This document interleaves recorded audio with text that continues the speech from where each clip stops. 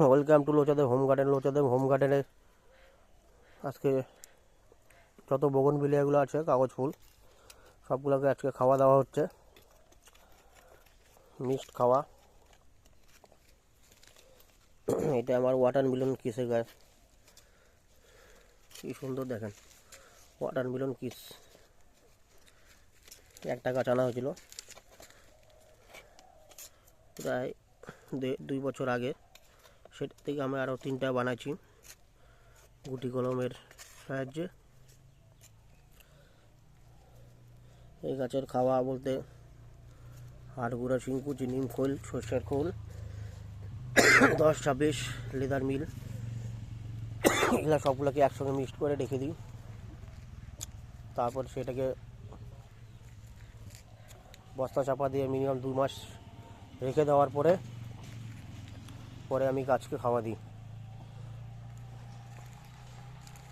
গোড়ার মধ্যে এইভাবে খাওয়া দিই। আজকে আর জল দেওয়ার সময় নেই, তা কালকে জল দিতে হবে। মহারানী,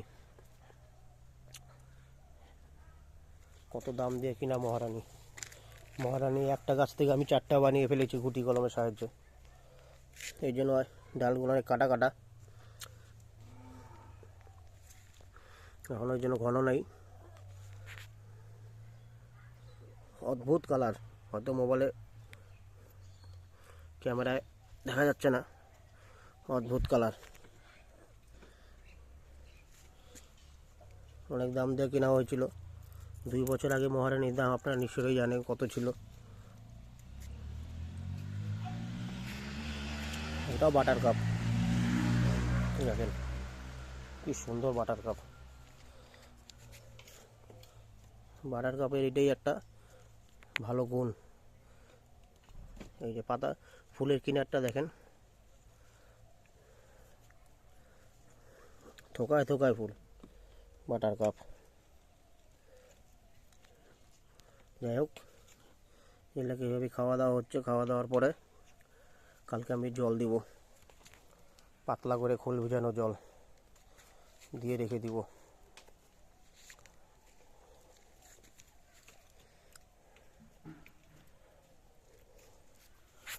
মিনিমাম 1 সপ্তাহ। তারপরে যেই টপ শুকাবে তখন আবার দেওয়া হবে। আমার টোটালটাই বোগনভিলিয়ার, এই সাইডটা টোটালটা বাগানের বোগনভিলিয়া রাখা। 231টা টব আছে বোগনভিলিয়া। এটাও আমার একটা ক্রিস্টিনা। এখন আমার কাছে 2-3টে হয়ে গেছে, অনেক পুরানা গাছ। সেকেন্ড ফ্ল্যাশিং ক্রিস্টিনার। এইভাবে আমরা গাছগুলা খুব ইজি প্রসেসে যত্ন করি, কোনো হার্ডি প্রসেস না, আর সম্পূর্ণটা জৈবভাবে করা। এটাও সানস্টোন হোয়াইট,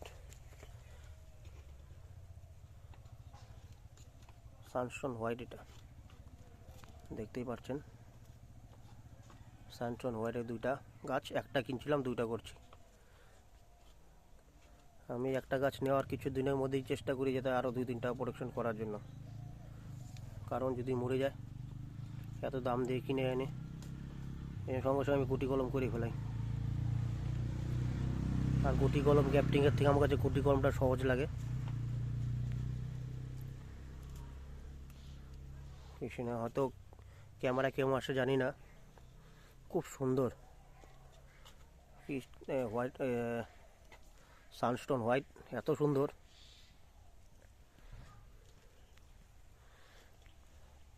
আমি মাসে একবার করে ফাঙ্গিসাইড দিই, বর্ষার সময় একই, শীতকালেও একই। ফাঙ্গিসাইড একবার আমি দিবই, 15 দিন একদিন আমার দিতেই হয়। তো আপনাদের বলছিলাম যে ওয়াটারমেলন কিস, এই যে ওই আগেরটা কিনছিলাম সেটা, এটা আমার হাতে, নিজের হাতে গুটি কলম, অজস্র ফুল। ওটার থেকে এটাতে আরও বেশি ফুল। এটা আমার গুটি কলমের চারা। একটা জন্য দেখাতে পারছি না, এই যে তা দেখতেই পাচ্ছেন, এটা আমার হাতে গুটি কলম। ওয়াটারমেলন কিসের চারা। তো যাই হোক, আপনারা অনেক অনায়াসে বোগনভিলা করতে পারেন খুব সহজভাবে। এটা বিদ্যাধরীর চারা।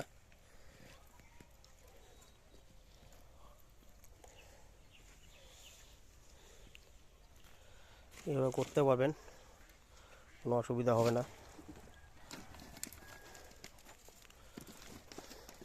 রেড ট্যাংলং শেষ, আবার এরপর সেকেন্ড ফ্ল্যাশিং দিবে।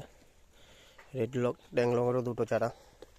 আমার কাছে ট্যাংলং ভ্যারাইটি যত ভ্যারাইটি আছে সবগুলোই আছে। এখানে আমার অরেঞ্জ ট্যাংলং সেটাও আছে। এই যে অরেঞ্জ ট্যাংলং, ক্যামেরাতে হয়তো দেখা যাচ্ছে না ভালো, খালি চোখে দেখলে পরে বোঝা যায় পিওর অরেঞ্জ কালারটা,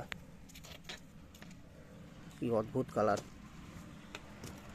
তো যাই হোক, আপনারা এইভাবে করবেন খুব অনায়াসে, গুটি কলমের সাহায্যে গাছের সংখ্যা বৃদ্ধি করে নিতে পারবেন। এরপরে কোনো এক ভিডিওতে আমি গুটি কলম দেখাবো অবশ্যই। একদম সহজ ভাই, আমি সহজভাবেই গাছ করি। অনেকে অনেক কিছু বলে, অনেক কিছু ভিডিওর মধ্যে এডিটিং করে, আমার একদম র ভিডিও এইভাবেই দেখা তুলছি, এইভাবেই আপনাদেরকে শেয়ার করব। হিবিজিবি একদমই গাছ পছন্দ করে না, যতটা পারবেন জৈবভাবে করবেন। এই যে এলো মোনালিসা ব্ল্যাক, এলো মোনালিসা ব্ল্যাক, দেখতেই পাচ্ছেন। এই যে মোনালিসা ব্ল্যাক, এই যে মোনালিসার পাতা, এই যে মোনালিসা ব্ল্যাক। প্রচুর ভ্যারাইটি আছে এরকম। এটা অর্জুনা।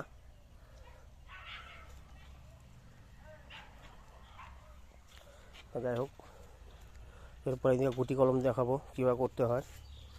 আমি একটা গাছ কিনে আনার পরেই হাজার টাকা দামের একটা গাছ নেয়, যেহেতু যখন নতুন বাইরে হয় আমি তখনই সংগ্রহ করি।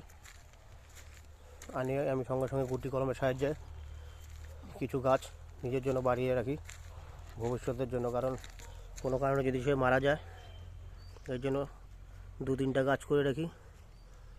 ট্যাংলং পার্পেল। তো যাই হোক, একদিনকার গুটি কলম দেখাবো। আর আপনারা ফাঙ্গিসাইড দিবেন ঠিক 15 দিনে একদিন। আর যাদের প্রথম ফ্ল্যাশ হয়ে গেছে তারা খাওয়া দিবেন এখনই, তাহলে দ্বিতীয় ফ্ল্যাশটা সুবিধা হবে। এই হলো আমার বোগনভিলিয়া। আর ভিডিওটা বড় করবো না, কারণ প্রচুর বোগনভিলিয়া দেখাতে সময় লাগবে অনেক। এটা 3B বলে কেনা। এটা আমার কাছে এখন 2টো গাছ আছে। এটা হলো মাদার গাছ, এরপর আরও 2টো গাছ করা। এই দেখেন গ্যাপটিংটাই যে ভেঙে যাচ্ছিলো, উপরটা এত বড় হয়ে গেছিলো দেখে, এই জন্য আমি সঙ্গে সঙ্গে 2-3টা গাছ করে ফেলাই গুটি কলমের সাহায্যে। যাই হোক, আপনারা এইভাবে করবেন খুব অনায়াসে, জৈবভাবে, খুব সহজ প্রসেসে, একদম যেভাবে সহজ পদ্ধতি হয় সেভাবে গাছ করার চেষ্টা করেন, আর জৈবভাবে। তারপর নেক্সট ভিডিওতে আবার দেখা হচ্ছে। আপনারা সকলেই ভালো থাকবেন।